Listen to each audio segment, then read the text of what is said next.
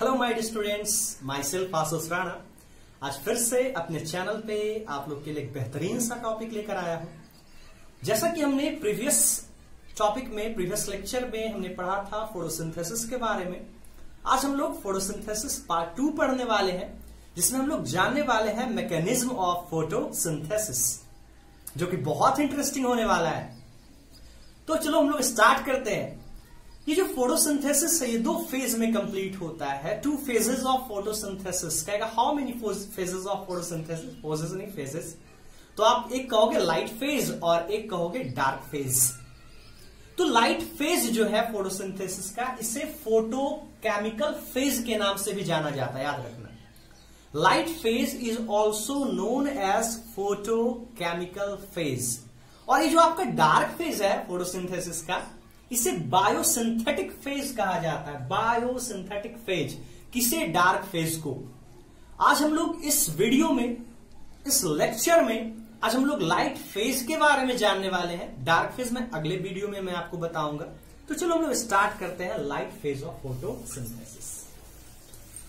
लेकिन इसमें जो बहुत ही चुनिंदा क्वेश्चन है, अगर आपसे कभी भी कहे बताओ, ऑप्शनल क्वेश्चन पूछे, आपको लिखा हुआ रहे कि फोटोकेमिकल फेज किसे कहा जाता है, तो माइंड में सेट रखना लाइट फेज और बायोसिंथेटिक फेज तो डार्क फेज, ये माइंड में सेट रहना। यहां भी बच्चे बहुत कंफ्यूज कर जाते हैं। अब हम लोग लाइट फेज के बारे में जानने वाले हैं। तो लाइट फेज वह फेज ऑफ फोटोसिंथेसिस है जो लाइट के प्रेजेंस में होता है। आप कह सकते हो that phase of photosynthesis which takes place in the presence of light. इसीलिए इसे लाइट फेज कहा जाता है, या फिर इसे हम लोग लाइट डिपेंडेंट फेज भी कह सकते हैं। लाइट डिपेंडेंट फेज, देखो नाम में छुपा हुआ है यार इसका डिफिनेशन। लाइट डिपेंडेंट फेज मतलब वह फेज ऑफ फोटोसिंथेसिस जो लाइट पे डिपेंड है। अब हम लोग बात करते हैं लाइट फेज में जो भी रिएक्शंस होते हैं उसे हम लोग लाइट रिएक्शन कहते हैं, या फिर आप कह सकते हो फोटोसिंथेसिस में आप कह सकते हो कि those reactions which takes place in the presence of light are called light reactions. तो अब हम लोग जानने वाले हैं लाइट रिएक्शंस के बारे में। लाइट रिएक्शंस तो याद रखना, वैसा केमिकल रिएक्शंस फोटोसिंथेसिस का जो लाइट के प्रेजेंस में हो उसे हम लोग लाइट रिएक्शन कहते हैं। और लाइट रिएक्शन 3 स्टेप में कंप्लीटेड होता है। It is completed in 3 steps. पहला स्टेप आपका क्या है? पहला स्टेप आपका है फोटोलाइसिस। ये बहुत ही वीवीआई बाबू, बहुत याद रखना, ये वाला बहुत जरूरी है, जिसको आप कह सकते हो। पहला स्टेप आपका है, आप कह सकते हो कि light reaction completed in 3 steps. ये 3 स्टेप में होता है। आपका पहला है फोटोलाइसिस,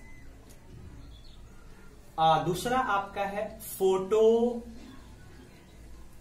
फॉस्फोराइलेशन, और तीसरा स्टेप जो आपका है, तो there are 3 steps. Order wise देखे तो लाइट रिएक्शन 3 स्टेप में कंप्लीट होता है।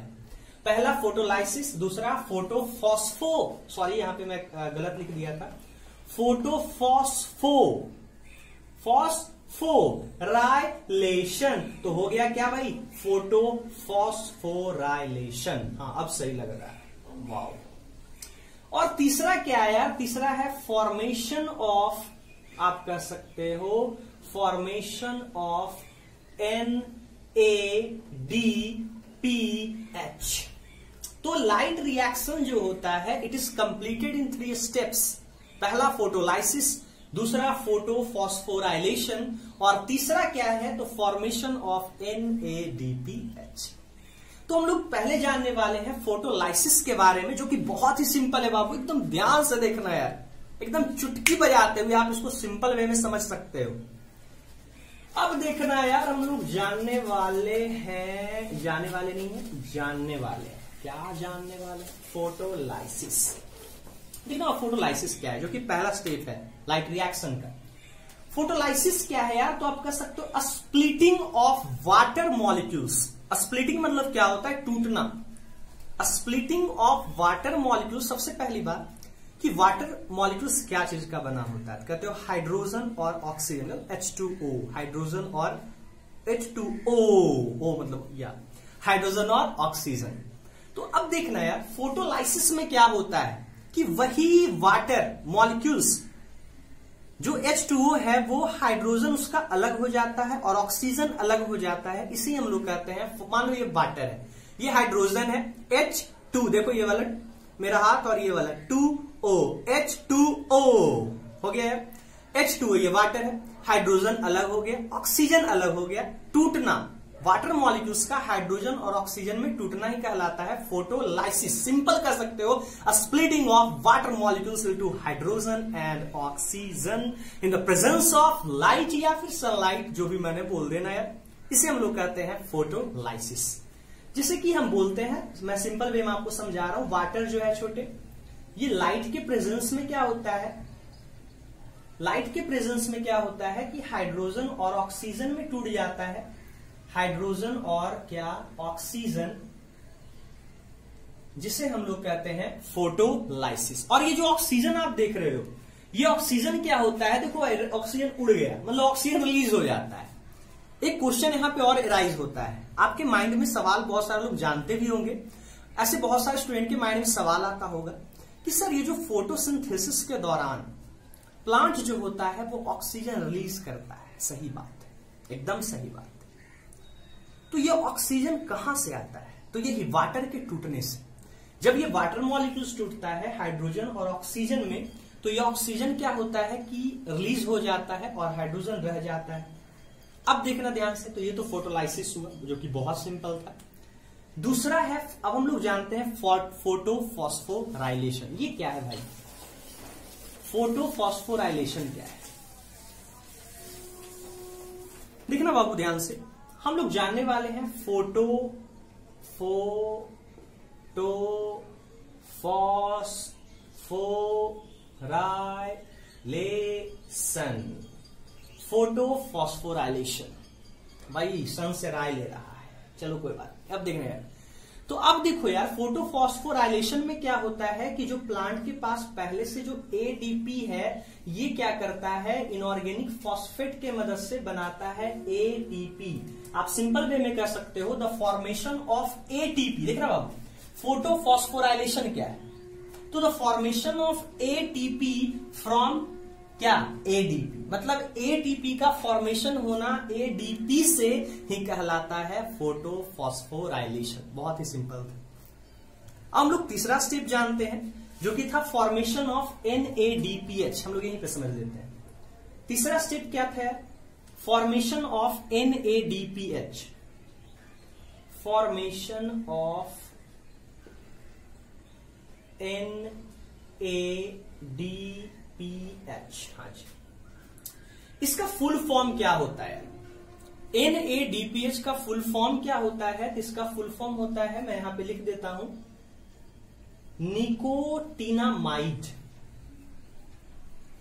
निको, N for nicotinamide, A for adenine, adenine ये हो गया, dinucleotide, dinucleotide phosphate, phosphate यही है, nicotinamide adenine dinucleotide phosphate, this is the full form of NADPH। तो अब NADPH बनता कैसे है, तो जिस तरह से प्लांट के पास पहले से ADP होता है, ये ADP के मदद से, एडिनोसिन डाइफॉस्फेट के मदद से जो बनाता है ATP, एडिनोसिन ट्राइफॉस्फेट, ठीक उसी तरह से प्लांट के पास पहले से होता है NADP, मैं H नहीं लगा रहा हूं, क्या होता है NADP। और ये जो NADP है वो जो फोटोलाइसिस में जो वाटर टूटा था हाइड्रोजन और ऑक्सीजन में, तो ऑक्सीजन तो चला गया था, तो वो जो फोटोलाइसिस में जो हाइड्रोजन रहा, वो हाइड्रोजन इसके साथ आकर कंबाइन हो जाता है और ये रिड्यूस्ड हो जाता है क्या चीज में, NADPH में। तो ये था 3 स्टेप्स। लाइट रिएक्शन जो होता है वो 3 स्टेप में कंप्लीटेड होता है, जैसा कि हमने पहले देखा। जो आपका पहला स्टेप था वो था फोटोलाइसिस, उसमें वाटर मॉलिक्यूल्स हाइड्रोजन और ऑक्सीजन में टूट रहा था। आपका जो दूसरा स्टेप था वो था फोटोफॉस्फोराइलेशन। उसमें क्या हो रहा था कि एटीपी का फॉर्मेशन हो रहा था एडीपी के मदद से। और तीसरा स्टेप आपका क्या था? तीसरा स्टेप आपका सिंपल था, जो था फॉर्मेशन ऑफ NADPH। यहां पे क्या हो रहा था कि NADP के साथ वो हाइड्रोजन जो फोटोलाइसिस में रहा था, वो हाइड्रोजन इसके साथ कंबाइन करके बना रहा था NADPH। और ये जो NADPH है, ATP जो है, ये डार्क फेज में या फिर कह सकते हो डार्क रिएक्शन में ये काम में आता है। तो आप कह सकते हो यार कि सिंपल वे में जो हम लोग नेक्स्ट वीडियो में पढ़ेंगे डार्क फेज के बारे में, डार्क रिएक्शंस के बारे में, तो डार्क रिएक्शन जो है वो लाइट, यहां पे लाइट फेज के बाद हो रहा था, लाइट फेज के बाद डार्क फेज हो रहा था, उसी में डार्क रिएक्शंस हो रहा था। तो डार्क रिएक्शन में इसका जरूरत पड़ता है किसका? ATP का और NADPH का। लेकिन इससे पहले हम लोग कुछ और भी जानने वाले हैं। अब अगर आपसे कोई कहे कि बताओ ये जो है लाइट फेज ये कहां होता है, लाइट फेज कहां होता है, तो ये तो जान रहे यार कि फोटोसिंथेसिस का ही फेज है। और फोटोसिंथेसिस होता है आपका लिप्स में। और अगर हम साइट ऑफ फोटोसिंथेसिस का बात करें तो वो हमारा था क्लोरोप्लास्ट। तो थोड़ा सा हम क्लोरोप्लास्ट के बारे में ही जान लेते हैं। ये तो तय है कि ये क्लोरोप्लास्ट में ही होगा, वो क्यों ना लाइट फेज हो या फिर डार्क फेज हो। लेकिन आखिर ये लाइट फेज क्लोरोप्लास्ट के किस रीजन में होता है? अगर आपसे ये कहे कि बताओ किस रीजन में होता है, क्लोरोप्लास्ट के किस रीजन में होता है हमारा लाइट फेज, तो हम लोग थोड़ा सा जान लेते हैं क्लोरोप्लास्ट के बारे में।